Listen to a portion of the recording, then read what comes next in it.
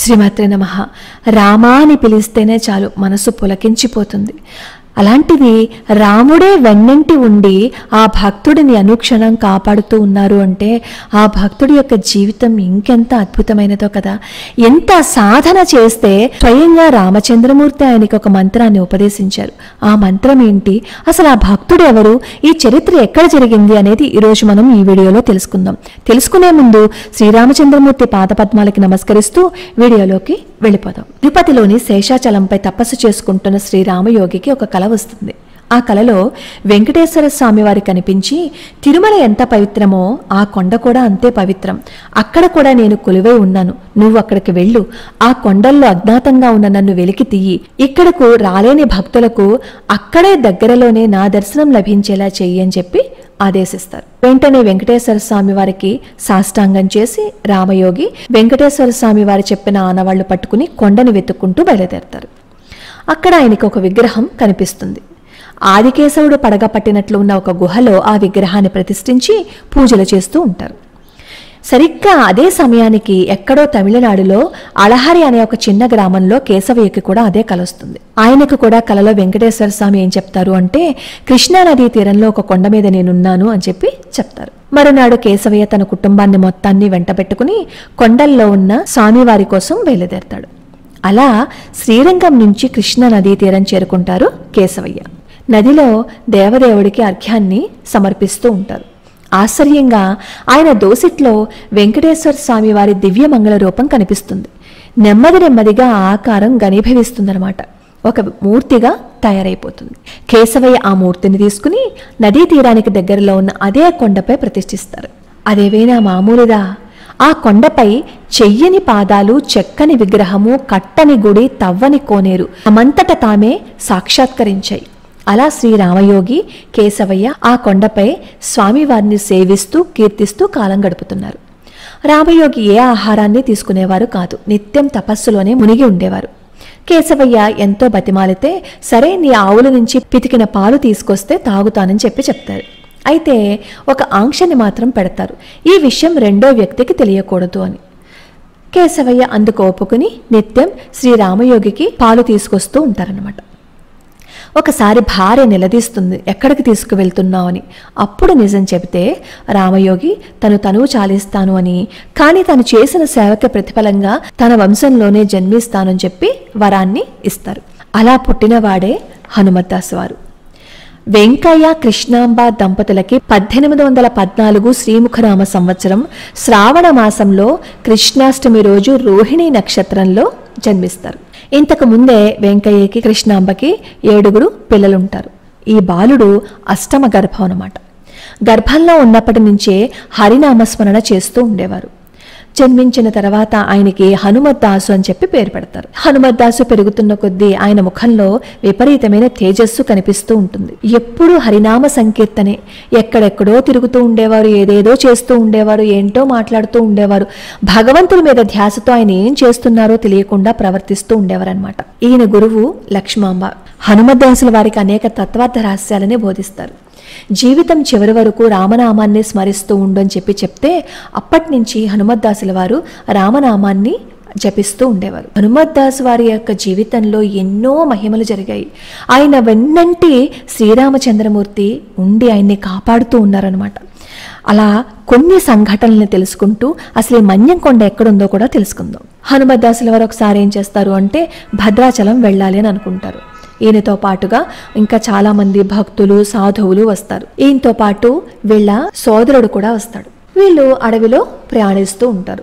దారి తప్పిపోతారు. అసలే అర్ధరాత్రి, క్రూర మృగాలతో నిండిన అరణ్యం.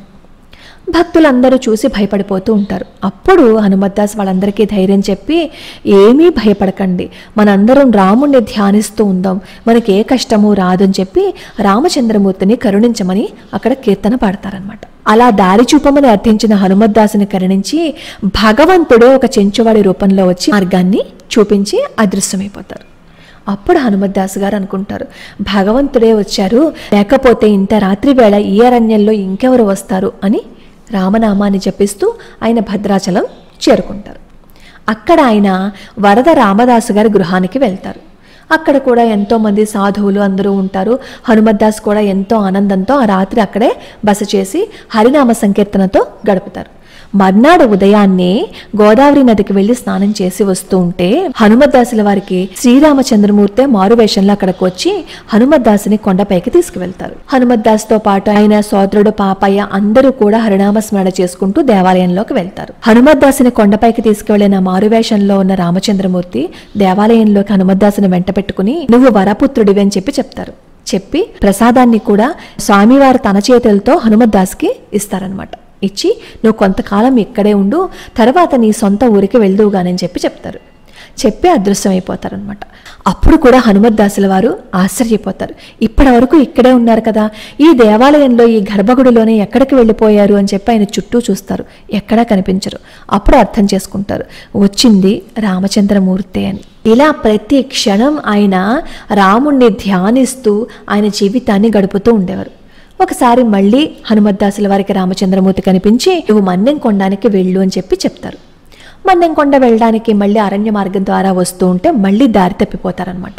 అప్పుడు ఈ హనుమద్దాసుల వారికి ఆజానుబాహుడైన ఒక దిగంబర యోగేశ్వరుడు కనిపిస్తే హనుమద్దాసుల వారు ఆ యోగేశ్వరుడికి చేతులు జోడించి నమస్కరించి దగ్గరికి వెళ్ళబోతారనమాట.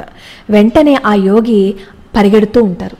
ఆయన వెనకే హనుమద్దాస్ కూడా వెళ్తే అప్పుడు ఆ యోగి ఒక చోట ఆగి హనుమద్దాసుని వారించి నువ్వు పరంధామ జయ పరంధామ అనే మంత్రాన్ని జపించు అని ఆ మంత్రాన్ని ఉపదేశించి నువ్వు మరిచిపోకుండా ప్రతి క్షణం ఈ మంత్రాన్ని జపించినట్లయితే నీకు ఎంతో మంచి జరుగుతుంది, నీకు ఎన్నో మహిమలు కలుగుతాయని చెప్పి ఆశీర్వచనం చేసి అదృశ్యమైపోతారు. అప్పుడు హనుమద్దాసు ఆ మహాత్ముడు వెళ్ళిన వైపు నమస్కరించి స్వస్థలానికి వస్తారనమాట. అప్పటి నుంచి పరంధామ జయ పరంధామ అనే నామాన్ని వదిలిపెట్టకుండా ఆయన భజన చేస్తూ ఉండేవారు. చూడండి, రామనామ జపం చేస్తున్న మహత్యమో ఆయన పూర్వజన్మ సుకృతమో తెలియదు. ఆయన ఎప్పుడూ ఎవరిని ద్వేషించేవారు కాదు, అందరినీ ప్రేమిస్తూనే ఉండేవారు. తనకి హాని చేస్తున్న వాళ్ళని కూడా ఆయన ప్రేమించేవారు అనమాట. అంత గొప్ప మహానుభావుడు ఈ హనుమద్దాసు. ఇలా మన్నెంకొండకి చేరుకుని చుట్టుపక్కల ప్రాంతాలన్నింటినీ శుభ్రం చేయించి అక్కడ ప్రాకారాలు అన్నీ నిర్మించాలని అనుకుంటారు. ఈయన చేతిలో ఒక్క పైసా కూడా ఉండదు. అచ్చం రామదాసు ఎలా అయితే భద్రాచల రామదాసుల వారికి ఆభరణాలు చేయించారో అలానే తన చేతిలో ఒక్క చిల్లి గవ్వలేకపోయినా ప్రాకారాలన్నింటినీ నిర్మించి నేనేవైనా నా కోసం కట్టుకున్నానా, ఎవరు సొమ్ము అనుకుని నీ దగ్గర ఉంచుకున్నావు స్వామి, సొమ్మును తీసుకురా, నా దగ్గర ఏదీ లేదు, వీళ్ళందరికీ ఇవ్వాలి అని చెప్పి అర్థిస్తే రామచంద్రమూర్తే స్వయంగా ఎంతో ధనాన్ని అక్కడ కురిపించారనమాట. ఆ ధనాన్ని తీసుకుని అక్కడ శిల్పకారులు వెళ్ళిపోయారు. అది చూసిన ఆ ఊరి ప్రజలందరూ హనుమద్దాసుని ఎంత కీర్తించారు అంటే నువ్వు అపర రామదాసువయ్యా అంటూ హనుమద్దాసుకి నమస్కారం చేస్తూ ఉంటారు. హనుమద్దాసు యొక్క మహిమ తెలుసుకుని ఎక్కడెక్కడి నుంచో హనుమద్దాసుని చూడటానికి వస్తూ ఉండేవారు. ఒకసారి ఆలయ ప్రాకారాదులన్నీ నిర్మాణం అయిపోయిన తర్వాత హనుమద్దాసు ఏం చేస్తారంటే ఒకసారి కొంతమందిని రప్పించి పుష్కరిణిలో పూడిక తీయమని చెప్తారు. వాళ్ళు ఆ పనిలో నిమగ్నమై ఉంటే పూడిక తీస్తున్న సమయంలో అందులో స్వామివారి పాదం ఉద్భవిస్తుంది. ఆ పని చేసే వాళ్ళల్లో ఒకడు దాన్ని గమనించకుండా కాలితో తొక్కుతాడు. తొక్కితే అక్కడి నుంచి రక్తం వస్తుందన్నమాట. వస్తే అతను మూర్ఛపోతాడు. అది చూసిన వాళ్ళంతా భయపడి వెంటనే హనుమద్దాస్ దగ్గరికి వచ్చి మొరపెట్టుకుంటే అప్పుడు వచ్చి హనుమద్దాసు ఆ పాదానికి పూజించినప్పుడు ఆ పాదంతో పాటు శ్రీహరి రూపం కనిపిస్తుంది. స్వామివారికి పూజ చేసి సాష్టాంగ నమస్కారం చేసి అర్ఘ్యపాద్య ధూపదీప నైవేద్యాలన్నీ సమర్పించిన తర్వాత స్వామివారి శ్రీపాద తీర్థాన్నే ఆ మూర్ఛపోయిన వాడి మీద చల్లుతారు. వెంటనే నిద్రలోంచి మేలుకున్న విధంగా అతను లేస్తాడు. ఇది చూసి ప్రజలంతా ఇంకా హనుమద్దాసుని కీర్తించడం మొదలు పెడతారు. అప్పుడు హనుమద్దాస్ అంటారు, ఇక్కడ స్వామివారు ఒకసారి పాదచారియే వచ్చారు, ఇక్కడ నీరు లేదని తెలిసి తన పాదంతో తొక్కటం వల్ల ఆ పాదం గుర్తుగా గంగ ఉద్భవించింది. ఇది మొదలు ఇక్కడ ఎవరైనా సరే స్నానం చేస్తే వాళ్ళకి మోక్షం సిద్ధించడమే కాకుండా కోరిన కోరికలన్నీ నెరవేరుతాయని చెప్పి ఆ స్వామి పుష్కరిణి యొక్క మాహాత్మ్యాన్ని అక్కడ వాళ్ళందరికీ తెలియజేస్తారు. ఆ స్వామి పుష్కరిణిలో నీళ్లు సరిపోవటం లేదని ఒక కోనేరు నిర్మించాలని అనుకుంటారు. కోనేరు నిర్మించాలని అనుకున్నప్పుడు భక్తులందరూ అంటారు, ఇక్కడ నీళ్లు పడవు, ఎందుకు అనవసరంగా మీరు ఇక్కడ తవ్వమని చెప్తున్నారు అంటే హనుమద్దాస్ అంటారు, ఇలాంటి గట్ల నడుమ నీళ్లు పడటమే మహాత్మ్యము, ఇక్కడ తవ్వండి అని ఒక ప్రదేశాన్ని చూపిస్తారు. ఆ మాట ప్రకారం వాళ్ళు అక్కడ తవ్వితే రాళ్ళు తప్ప నీళ్లు కనిపించవు. అప్పుడు హనుమద్దాసుల వారు ఏం చేస్తారు అంటే ఒంటి కాలు మీద నిలబడి 9 రోజులు హరినామస్మరణ చేస్తారు. అప్పుడు దేవకన్యలు ఈయనకి కనిపించి ఒక తాటి చెట్టు సమీపంలో నిలబడి ఇక్కడ తవ్వినట్లయితే నీరు పడుతుందని చెప్పి వాళ్ళు అదృశ్యమైపోతారు. అప్పుడు హనుమద్దాసుల వారు ఆ ప్రాంతాన్ని చూపించి తవ్వమంటారు. స్వచ్ఛమైన నీరు పడుతుందనమాట. ఇలా ఎప్పుడు ఏది కావాలన్నా సరే ఆయన అన్యులను అడిగేవారు కాదు, స్వామివారినే అడిగేవారు. ఒకరోజు హనుమద్దాసుల వారు ఒక చెట్టు కింద కూర్చుని భగవంతుణ్ణి స్మరిస్తూ ఆయన సమాధి స్థితిలోకి వెళ్ళిపోతారు. అప్పుడు ఒక సర్పం వచ్చి హనుమద్దాసు శరీరాన్ని చుట్టుకుని తలపై తన పడగను విప్పుతుంది. ఇంతలో వాళ్ళ తమ్ముడిని వెతుక్కుంటూ పాపయ్య అక్కడికి వస్తారనమాట. ఆ సర్పాన్ని చూసి భయపడిపోతారు. కొంతసేపటికి ఆ సర్పం హనుమద్దాసుల వారిని విడిచి దగ్గరే ఉన్న పుట్టలోకి వెళ్ళిపోతుంది. ఆ తరువాత హనుమద్దాసుల వారు సమాధి స్థితి నుంచి బయటకు వస్తారు. ఇలా ఎన్నో మహిమలనమాట. హనుమద్దాసుల వారు ప్రతి శనివారం మన్నెంకొండలో కృష్ణ విలాస మండపంలో భజన చేస్తూ ఉండేవారు. ఎంత అద్భుతం అంటే ఆయన ఒకసారి భజన చేస్తూ ఉంటే దివిటీలలో నూనె అయిపోతుంది. నూనె అయిపోతే దివిటీలు ఆరిపోతాయి కదా. అప్పుడు భక్తులు ఏం చేస్తారంటే నూనె కోసం కిందకి వెళ్తారు. అప్పుడు హనుమద్దాసుల వారు స్వామి పుష్కరిణిలో నుంచి నీటిని తీసుకొచ్చి ఆ దివిటీలో పోసి వెలిగిస్తారు. ఆశ్చర్యంగా దివిటీలు వెలుగుతాయి. భక్తులందరూ వచ్చి చూసేసరికి అక్కడ వెలుగు కనిపిస్తుంది అనమాట. అప్పుడు వాళ్ళు చూస్తారు అందులో నూనె ఎక్కడిది అని. ఆ దివిటీల్లో ఉన్నది నీళ్లు అని చూసి హనుమద్దాసు కాళ్ళ మీద పడిపోతారనమాట. స్వామి నువ్వు సామాన్యుడు కాదయ్యా అని. ఇలా ప్రతి క్షణం ఎన్నో అద్భుతాలను చేశారు. హనుమద్దాసుల వారు భజన చేస్తున్న సమయంలో ఆయన మీద పుష్పవర్షం కురిసేదట.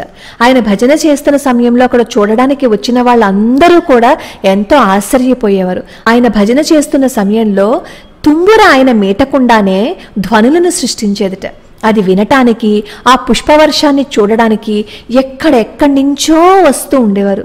ఇలా ఎన్నో మహిమలతో భక్తి ప్రపత్తులతో కూడిన హనుమద్దాసు యొక్క కీర్తి ప్రతిష్టలు దశ దిశలా వ్యాపించాయి. ఎంత ఆర్తితో రాముల వారిని కీర్తించేవారు అంటే, ఆవాహనం చెయ్యాలి అని అనుకుంటే భూమండలం అంతా నిండిపోయావయ్యా, అర్ఘ్యపాద్యాలు సమర్పించాలి అనుకుంటే అద్దిలో తేలియాడుతున్నావయ్యా, అభిషేకం చేద్దామనుకున్నాను సమస్త జలాలలోనూ నువ్వే కనిపిస్తున్నావు, నువ్వు తప్ప నాకింకెవరూ లేరయ్యా, నేను రాముడి దాసుడిని, హనుమద్దాసుని అని తనను తాను వ్యక్తపరుచుకునేవారు. రామా నిన్ను చూడకుండా ఉండలేకపోతున్నానయ్యా, నా తనువులోని అణువణువు నీ రాక కోసం ఎదురు చూస్తోందయ్యా, నా మనసంతా నీ మీదే స్వామి, నీకైతే ఎలా ఉందో కానీ నాకు మాత్రం తత్తరపాటుతో నిలబడే శక్తి కూడా లేదయ్యా, మరిచిపోదామనే ఊహ కూడా భరించలేకపోతున్నానయ్యా రామా, కనులు మూస్తే నీ రూపం కనుమరుగైపోతుందేమో అని భయం రామా. ఇలా శరణాగతితో తనని తానే నిందించుకుంటూ స్మరణం, పాదసేవనం, అర్చనం, ఆత్మనివేదనం మొదలైన భక్తి మార్గాలను తనలో నిబిడీకృతం చేసుకున్న ఒక దాస్య భక్తుడు హనుమద్దాసు. తన కీర్తనలలో వాత్సల్యము, మాధుర్యము, దాస్యము, నిందాస్తుతి, భక్తి భావాలను వ్యక్తం చేసి తాను తన్మయుడై జగత్తును తన్మయం చేశాడు. తాను రామభక్తుడై జగత్తుని రామమయం చేశాడు హనుమద్దాసు. అలాంటి ఒక గొప్ప యోగి మన్నెంకొండలో జన్మించారు. ఇప్పటికీ మన్నెంకొండ వెళ్తే అక్కడ మనం హనుమద్దాసు వారితో పాటు ఆయన పూర్వీకులను కూడా చిత్రరూపంలో చూడొచ్చు. దాదాపు 500 ఏళ్ల క్రితం రామయోగి ప్రతిష్ఠించిన విగ్రహం, అళహరి కేశవయ్య ప్రతిష్ఠించిన విగ్రహం అక్కడ గుహలో ఇప్పటికీ ఉన్నాయి. ఎన్నో శతాబ్దాలుగా ప్రజలకు కొంగు బంగారంలా నిలిచి వాళ్ళు ఏది కోరితే అది ప్రసాదిస్తూ ఉన్నారు స్వామి. ఆ కొండే మన్యంకొండ. ఆ దేవుడే మన్యంకొండ శ్రీ లక్ష్మీ వెంకటేశ్వర స్వామివారు. ఇప్పటికీ పాలమూరు భక్తకోటికి మన్యంకొండ అత్యంత ఆరాధ్యం. తీరితే తిరుపతి, తీరకపోతే మన్యంకొండ అనే నానుడి ఈ గుడికి వచ్చింది. 500 ఏళ్ల క్రితం తమిళనాడు వదిలి వెంకన్నను వెతుక్కుంటూ వచ్చిన అళహరి కుటుంబానికి చెందిన వాళ్లే ఇప్పటికీ ఈ ఆలయానికి ధర్మకర్తలు. ఈ హనుమద్దాసుల వారు ఎన్నో కీర్తనలని రచించారు. ఈ కీర్తనలన్నీ చదువుతూ ఉంటే మనకి రామదాసుల వారే గుర్తుకొస్తారు. హనుమద్దాసుల వారు తన శరీరాన్ని ఎలా వదిలిపెట్టేశారో తెలుసా? ఒకరోజు హనుమద్దాసుల వారు రామకథని చెప్తూ ఉన్నారు. అక్కడ ఉన్న వాళ్ళందరూ రామకథ వినటంలో నిమగ్నులై ఉండిపోయారనమాట. ఒక మునీశ్వరుడు అక్కడికి వచ్చి హనుమద్దాసుని పిలిచి, ఇంకా ఎంతకాలం ఈ భవబంధాలకి లోబడి ఉంటావు, నువ్వు స్వామివారి సాయుధ్యం పొందవలసిన సమయం వచ్చింది అని చెప్పి వెళ్ళిపోతాడు. అలా ఆ మునీశ్వరుడు చెప్పిన విషయాన్ని మనసులో దీర్ఘంగా ఆలోచించి హనుమద్దాసు ఆ మహనీయుడి యొక్క మాటల్ని తన తమ్ముడికి చెప్తారనమాట. చెప్తే ఆ వార్త అక్కడ ఉన్న వాళ్ళందరికీ తెలిసిపోతుంది. అప్పుడు హనుమద్దాస్ ఏం చేస్తారు అంటే స్వామివారికి అర్చన చేసి అచల సమాధ స్థితిలో ఉండిపోతారు.